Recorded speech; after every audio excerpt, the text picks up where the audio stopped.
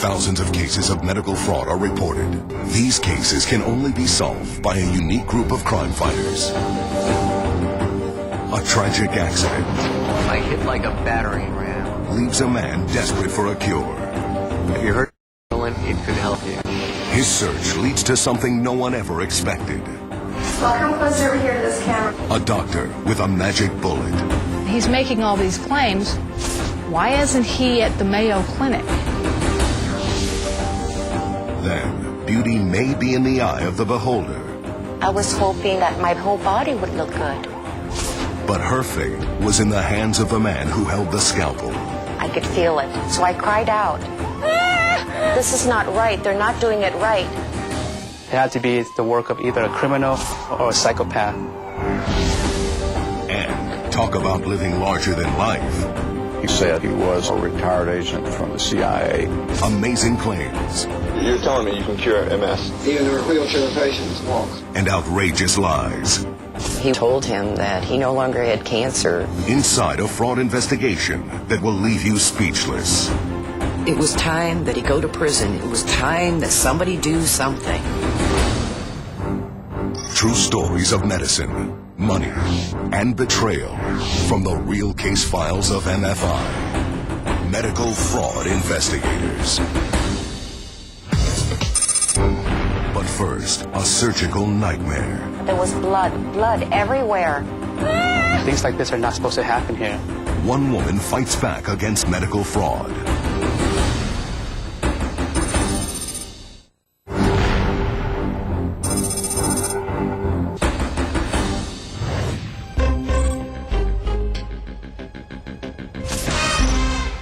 Nestled in the heart of Silicon Valley, San Jose, California, is the high-tech capital of the world. It's also home to a thriving Vietnamese community. Hong Vu was 21 years old when she and her family left Vietnam to start a new life in the U.S. Em qua Mỹ với The thing that I love most about the United States is that there's freedom. But that freedom was also intimidating to the Vus, who spoke no English. They had to rely completely on the close-knit Vietnamese community for advice. So when Hong was looking for a beauty salon, she checked a Vietnamese magazine and saw an ad for a business owned by a woman named Minh Le. Hong made an appointment. I wanted her to give me a facial and burn off some of the bumps under my eyes. At the salon, Hong overheard Minh Le recommending breast implants to another client. Curious, Hong asked about the procedure. She told me that if I have bigger breasts, I will look better. And because I wanted to look better, I thought that that would be something good to do. Minh Le told Hong about a doctor who came in from Los Angeles every week to perform cosmetic surgery. She told me he was very good and he had a lot of experience. Hong asked Lee to arrange a meeting. She first met Dr. Nguyen for a consultation at the salon. He took her blood pressure and discussed the procedure. He said that it would cost $3,600, and at that point I had already decided to do it. Hong left home on the day of the surgery, excited about the transformation she was about to undergo. I was hoping to have nice-looking breasts and that my whole body would look good. The surgery was set to take place in a local strip mall, where Dr. Kwang's surgical assistant rented a room. When Hong arrived, the doctor and the assistant were both dressed in scrubs.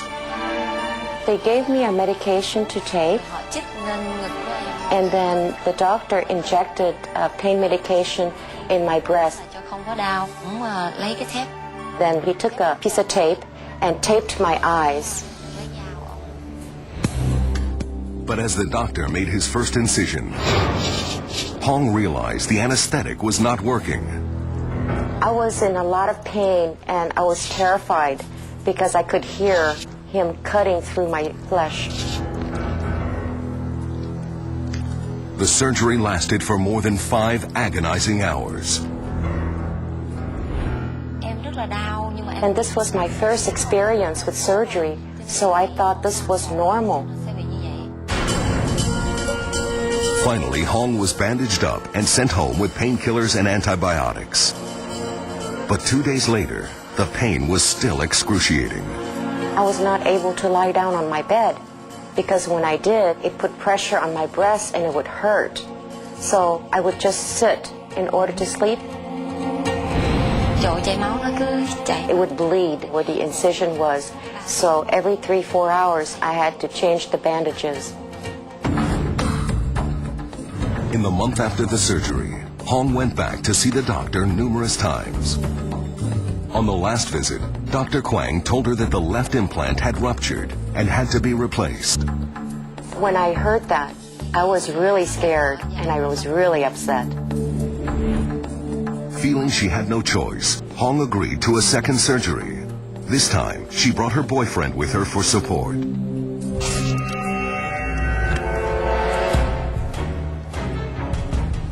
Dr. Kwang and his assistant once again bandaged Hong's eyes and administered shots of anesthetic into her breasts. Then the doctor made his incision. I could feel it. And then he took out the old implant and put in the new implant, but the pocket was too narrow so that he had to cut some more. I could hear the nurse telling the doctor, "Oh my gosh, you've cut into my own finger." I could tell that the doctor was panicking after that. Hong had had enough. She pulled the bandage off her eyes. And I could see around me that there was blood everywhere. And I was really scared, so I cried out. And my boyfriend ran into the room to see what was going on. And I was saying, "This is not right. This is not right. They're not doing it right." My boyfriend asked Dr. Kwang for his license. After stitching up Hong's breast, the doctor produced a license from the International Medical Academy. Hong left the office, again in terrible pain. At home, she lifted the bandages to examine the full extent of the damage. Under the sutures, she saw that her left nipple had been almost entirely severed. It looked really terrible. It looked scary. The scar was really long and it was really swollen. As the infection got worse, so did the pain. Hong ended up in the emergency room where she was referred to a plastic surgeon. Her implants were removed, but the scars left her breasts and her self-esteem severely damaged. I didn't want to be so ugly like this. I just didn't want to live anymore. Coming up, turning shame and anger into action. This guy is out there doing surgery on someone as we spoke. Fighting back against medical fraud.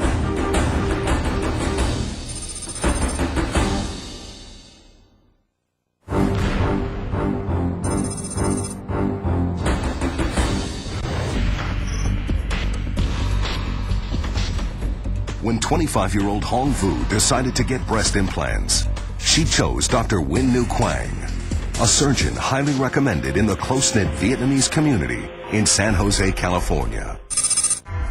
A recent immigrant, Hong felt more comfortable with a doctor who spoke her language. But 2 agonizing procedures later, Hong's breasts were mutilated. She wanted to report her experience to someone, but didn't know where to begin. I called 911, and the police told me that they could not help me with the situation. Finally, I had to find an attorney to help me. This is a Silicon Valley. Things like this are not supposed to happen here. My initial reaction was shock. As I heard her story, that shock quickly turned into anger. Hong first met attorney Warren Nguyen just 1 week after her second disfiguring surgery. Ms. Fu was suffering from enormous pain. Just sitting there, her face was basically white as a ghost. He immediately agreed to take on her case and filed a civil malpractice suit against Dr. Kwang. But when he saw the extent of Hong's injuries, Nguyen started to suspect this was more than a medical mishap. There's no way that this was the work of a competent surgeon. It had to be the work of either a criminal or a psychopath. Hello, this is Warren Nguyen. I'm an attorney here in San Jose. He contacted the Medical Board of California to find out more about Dr. Kwang's background. The medical board has a twofold mission: to license physicians in California and to ensure that those practitioners who are licensed are competent. But when the medical board searched their database, there was no record of Dr. Kwang. Mr. Kwang is not a graduate of any medical school that we know of. He has not demonstrated that he has the knowledge and experience necessary to practice medicine. From there on, I knew this was more of a criminal investigation rather than a medical malpractice lawsuit. To press criminal charges, Nguyen needed the legal muscle of the district attorney's office. Deputy DA Ann Huntley was assigned to the case and heard Hong's story. I could envision in my own mind that this guy is out there doing surgery on someone as we spoke. I felt that we needed to be as quick and as aggressive as we could be in getting these people off the street and into custody. Huntley launched the investigation into Kwang's unlicensed practice in the Vietnamese community. The phony surgeon had no idea he was under criminal investigation, but he did know about the original malpractice suit, and he just wanted it to go away. I believe that he was trying to protect his reputation, whatever reputation he had in the community. Trying to clear his name, Kwang asked for a meeting to discuss a settlement. The DA saw this as an opportunity to get incriminating evidence. If Hong would agree to a secret mission. Would she be willing to go undercover for us? Would she be willing to wear a wire? And she agreed to do that. Wearing a tiny hidden camera, Hong Vu came face to face with the man who had caused her so much pain. She was determined to get an admission of guilt on tape. He told me that he would compensate me financially and that he also purchased an implant to replace it, and that I shouldn't tell the police, and that I shouldn't make a big deal out of this. 15 minutes into the conversation, Hong hears the word she's been waiting for.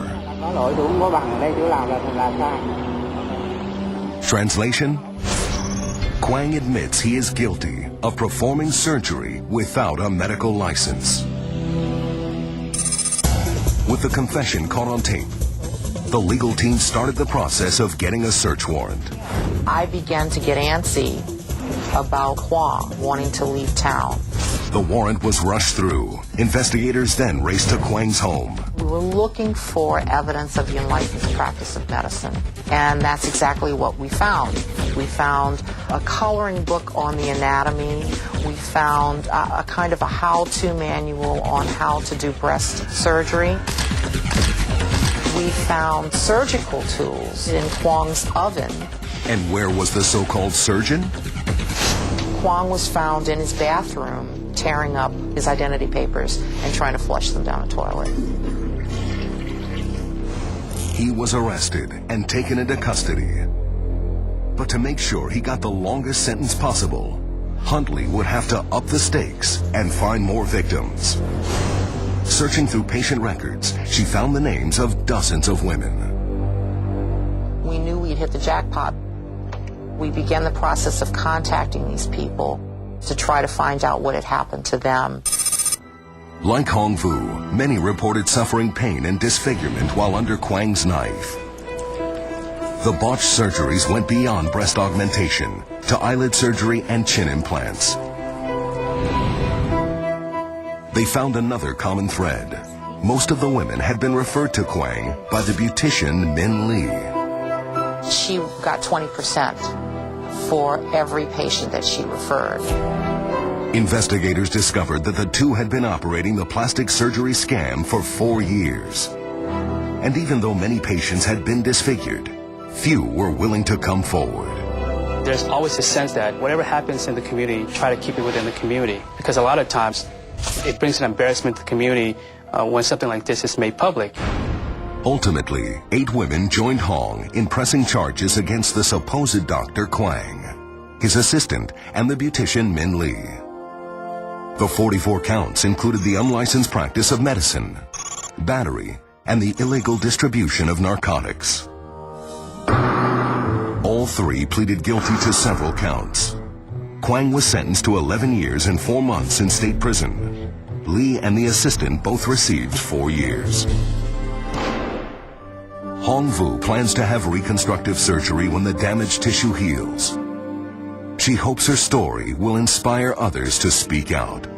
It was a very heroic thing that Hong did to expose herself in the most personal way. Because if she hadn't, these guys would still be in business. I'm happy that I'm telling people about it so that doctors like him can never hurt anybody else again.